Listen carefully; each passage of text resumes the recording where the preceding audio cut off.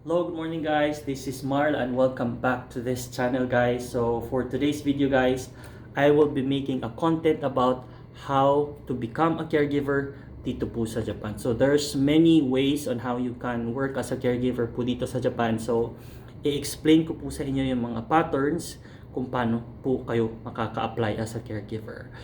So guys, I will be giving you the general information only. So about the kung kailan yung application, saan yung application, please check my other videos about that one. So ibibigay ko lang po sa inyo yung casual na about this content guys, yung patterns kung paano po kayo makakapunta dito as a caregiver. Let's go guys. So first guys is this is our patterns. So pattern 1 is student visa, pattern 2 is yung EPA or JPEPA po ang tawag po sa kanila.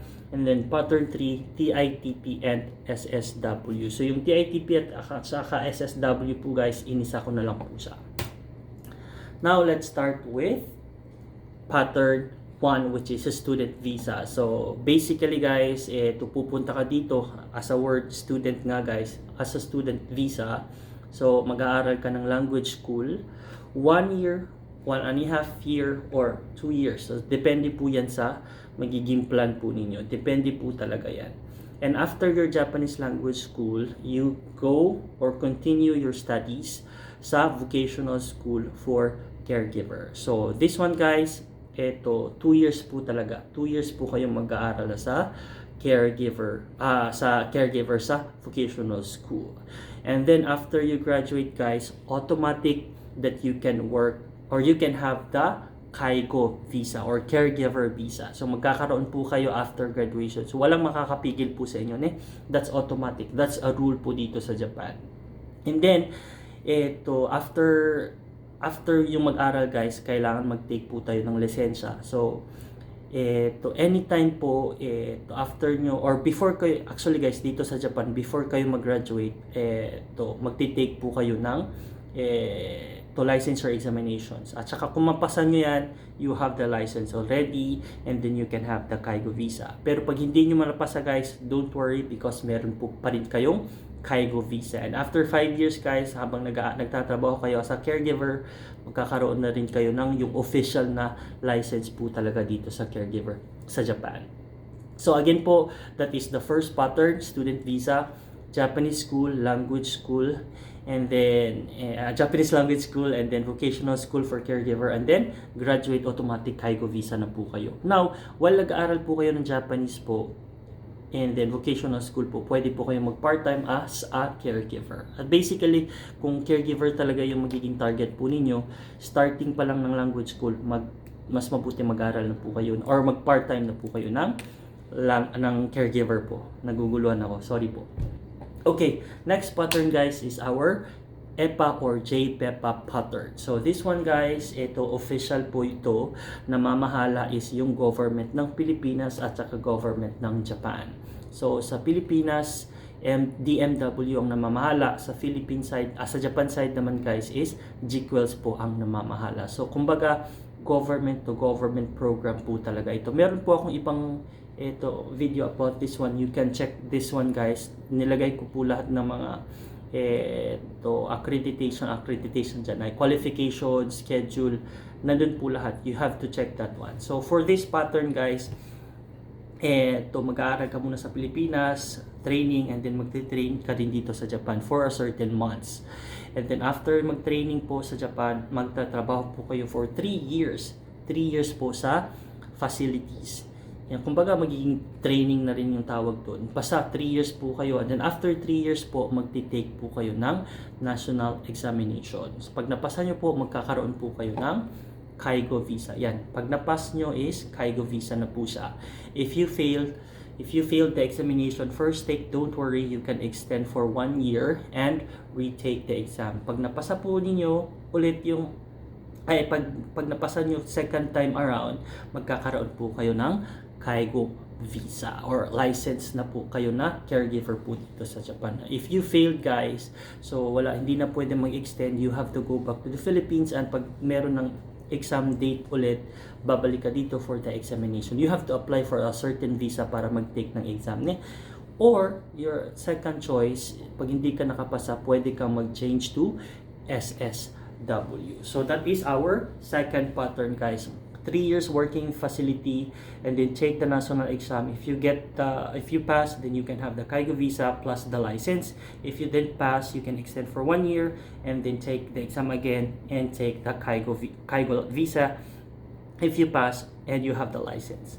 And if hindi pa rin napasa, it's either you go back to the Philippines or you continue your life here as a caregiver for SSW visa. So that is our second pattern. Now, our third pattern, guys, is our TITP or SSW. So, inisa ko na lang po sa guys. Pag naging TITP ka, guys, pwede kang mag-take ng national examination. Pero, kailangan muna ng experience dito sa Japan. So, dapat meron kang 3 years experience. Yun yung kailangan po. And then, after 3 years experience, pwede ka nang kumuha ng Jitsumusha Kenshu. So, ibig sabihin, ito po yung mag-a-attend ka po ng practical training. So, kailangan nyo po yan para magkaroon po kayo ng rights na mag-take ng national examination. So, mag-aaral po kayo, pupunta po kayo sa school niyan.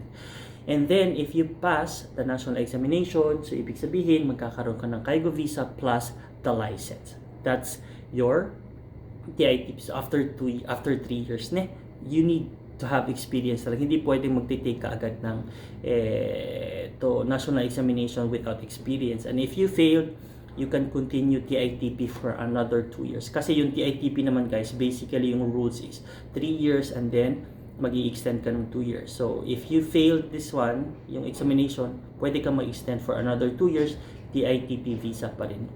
And then, mag-retake ka. Then, another 5 years, pag natapos, di ba, nag-extend ka ng 2 years. So, 4th year, ka 5 years mo, pwede kang mag-take. If you still failed about the examination, after 5 years, so, wala ka ng chance na ma-extend yung TITP mo. So, magbabago ka or mag-change ka to SSW Kaigo. So, magta-transfer ka ng visa. So, that is for TITP. Now, for SSW, same thing lang din naman, kailangan ng 3 years. For example, pumasok ka ng Japan, direct ng SSW, hindi ka dumaan ng TITP. So, same thing din sa TITP, kailangan mo muna yung 3 years experience, tapos mag-attend ka ng practical training or Jitsumusha Kenshu. And then, you take the exam, and then if you pass, you got the Kaigo visa and the license as well. Now, if you didn't pass, then continue ka rin sa 5 years mo. Kasi yung SSW din is same thing, 5 years po yung sa Kaigo na SSW. So, 4th year, 5th year, pwede ka po mag-retake.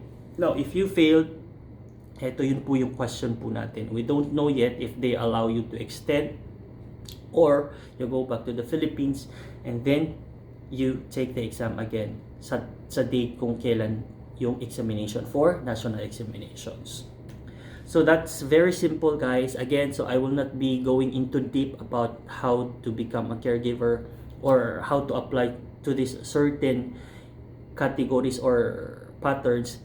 Please check my other videos, guys, or you can check other content or other resources, guys, to read about TITP, SSW, EBA, and student visa. And i-add ko lang po yung sa student po pala, meron pong limit. Special po kasi yung yung case or yung paraan ng student visa. Sa ngayon po, guys, if you will be graduating 2026, automatic na pwede ka na magkaroon ng Kaigo visa.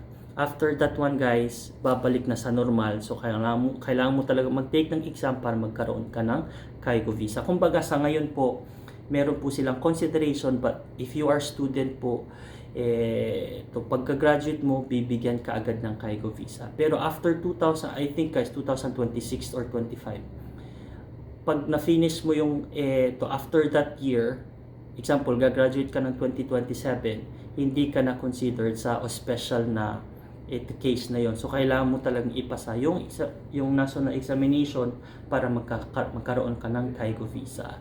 Yun po yung mahirap ngayon sa student visa, kasi pag hindi po kayo papasok ngayon, mahirapan na po kayo kasi magtitake na kayo ng exam. Kaya kung gusto nyo talaga maging caregiver dito, this year is your last chance. Kasi pagpasok mo dito, this year, next year, 2024, giri-giri yan ah.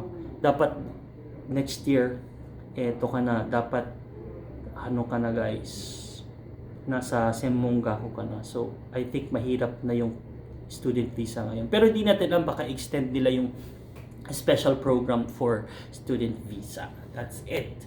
Okay guys, thank you. Again, that's very quick guys, and I hope may na-learn po kayo.